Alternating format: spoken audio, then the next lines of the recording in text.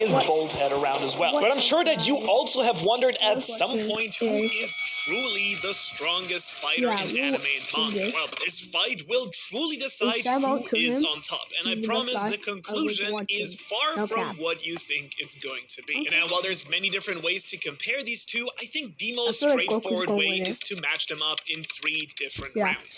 Kid Goku versus Saitama before becoming a hero, Dragon Ball Z Goku versus Saitama fully awakened, and then Dragon Ball Super Goku versus Saitama in his battle against Garo. And so let's just get right into things with their 2 most basic forms, Kid Goku and Saitama, still with hair here. And to be completely honest, this one isn't even close. Saitama with hair is just a regular person. He almost dies to this crab monster, Crablante, barely managing to defeat him. Now, of course, it is exactly that close call which pushes him into a way higher gear and starts off his journey to the Caped Baldy. But I do have to admit that when it comes to well-roundedness, Saitama has Goku cooked. He may be without a job at this point and down on his luck, but he has got his degree and can support himself financially, which is far more than Goku has, but I'm not certain that this battle is going to involve a one-on-one interview section, and unfortunately for regular Saitama here, Goku is just completely broken even as a kid.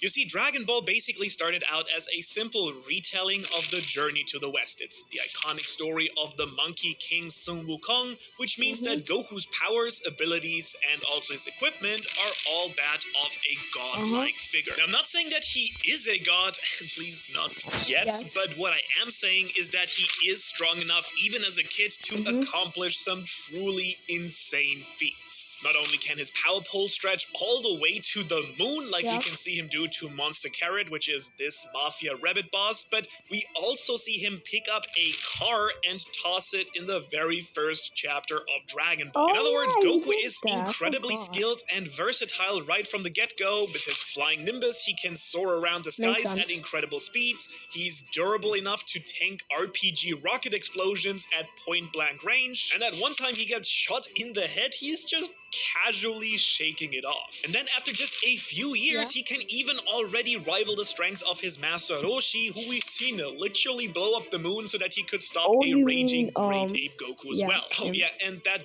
Great Ape form that I just mentioned, well, we do learn from Vegeta later on in Dragon Ball that the Great Ape is a transformation designed to conquer planets. So that kind of means that from the very beginning of the series, Goku is technically strong enough to blow up the moon and take over the entire planet by himself. And so a fight between Kid Goku and pre-hero Saitama would be, well, interesting to say the very least. I mean, we do know from Saitama's interactions with Tatsumaki that he's got no issue giving an attitude to children. So in the end, if they fought, it would probably be because Goku was just a very rude child. I mean, the kid grew up in the woods after all, and we know his manners are, let's say, subpar, to be very polite here. I can kind of see it starting with Saitama trying to discipline Goku into behaving, and the nice child he is, Goku would probably apologize, but also question why he's getting scolded in the first place. This would lead to Saitama being the responsible adult and punish Goku, and well, that would just not go really well. He'd duck, dodge, dip, dive, and just destroy Saitama, let's be real. Or who knows, maybe Saitama just comes across Goku on a full moon night, and as a result, the entire city, including Saitama, just gets completely annihilated. So yeah, without any question, Route 1 just always had to go to Goku, but now, of course, the real battle begins as Z Goku goes up against awakened hero form Saitama. Now, in Dragon Ball Z, we do see Goku go even further beyond what we already thought was possible. In his base form, he has the power to rival planet-level threats like Vegeta and Frieza. Vegeta even threatens to destroy Earth with an immense Gallic gun, something that Vegeta's scream promises us will destroy everything. But not only that, Frieza is a villain whose might allows him to conquer literal galaxies. It's like, you know, enslaving the warrior race of the Saiyans just casually. His power in his base form was strong enough to destroy planet Vegeta single-handedly, destroying every Saiyan alive in one fell swoop. And now, remember, each Saiyan is implied to... I hate ads. You can earn gift cards by playing new games on your phone. Download Misplay and start your earning journey today. Oh yeah, To have the strength to destroy a whole planet just by themselves. And Frieza just killed all of them in one attack. But that's still nothing for him, because in his final form, he's even more devastating, as he's able to casually launch blasts that could destroy the planet Namek. And that is a planet that is at least 3 times bigger than Earth. But let's not count Saitama just out yet, because he is, as we all know, a true god-level threat as well. For one, Saitama can literally move faster than light, as we see him keep up with the legendary fighter Boros, a space conqueror who is a literal parody of Super Saiyan Goku and Frieza. Now, during that battle, we do see Saitama tank attacks that were stated to completely vaporize anything that they usually come into contact with. He also survives being launched into the moon, and literally, and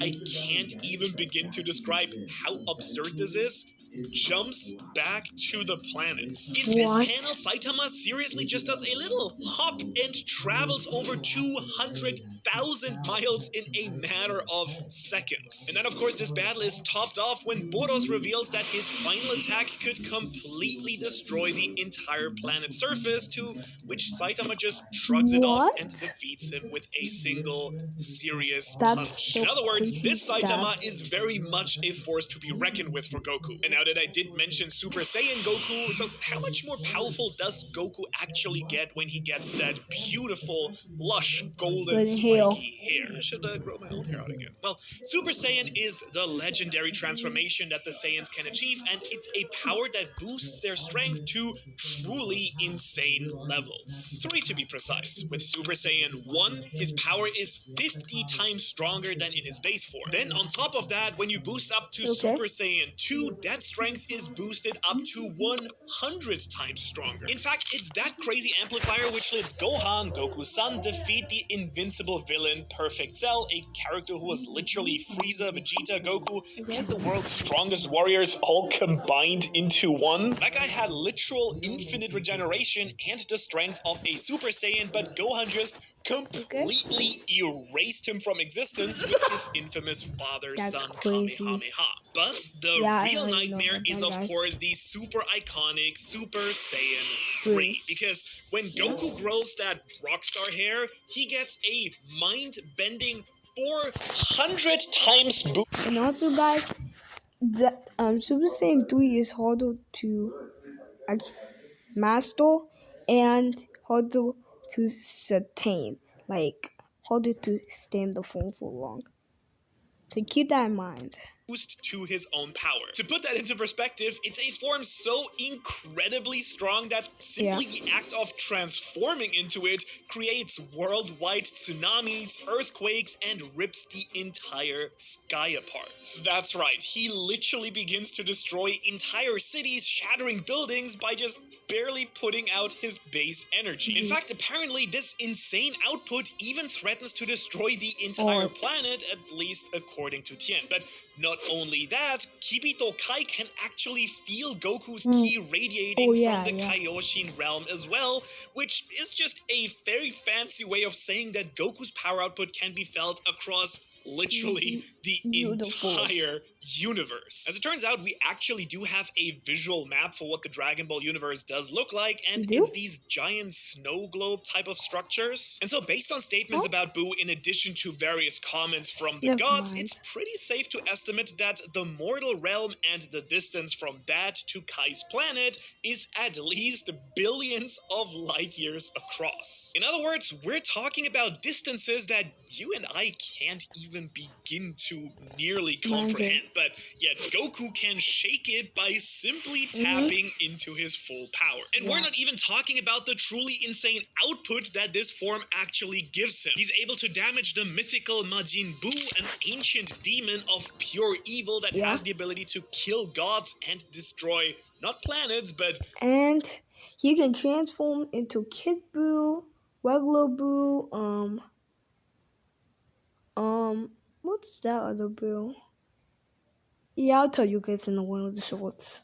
galaxies. As you can imagine, Boo is a nearly invincible character that pushes Goku to his limits, invincible, but eventually killing it with the entity. combined energy of the entire planet Earth. And now that is some top tier power right there, but what's even better are his crazy techniques. I mean, how can Saitama possibly hope to keep up with all of that? Well, for one, let's not forget that Saitama in one single punch defeats a character with infinite regeneration capabilities and the power to destroy the planet. Not to mention that he does all of that without ever really taking things even close to serious. To put all of that into perspective, Cell is a character who was such a serious threat to the Earth that it took Goku's life, okay? took the powers of a Super Saiyan 2 to defeat him. This was a full-out battle that left Gohan completely exhausted and on his limits afterwards. And so if we take Boros' statements at face value, Saitama's strength and durability should far exceed anything that we see in Dragon Ball way before at least the Buu saga. And then if we take into account just how casually he does all this, his power is definitely higher than the Z fighters at the start of the Buu arc as well. You see, the energy output from that very first blast that Boros fires is described to do something that none of Goku's attack ever could, which is to completely vaporize an opponent and anything it comes into contact with. You might remember that it takes a full power attack from Gohan's Super Saiyan 2 father-son Kamehameha to have that same impact on Cell. But the real truth behind Saitama's... Guys, we're gonna watch this later. And peace out. Have a great day. And bye-bye.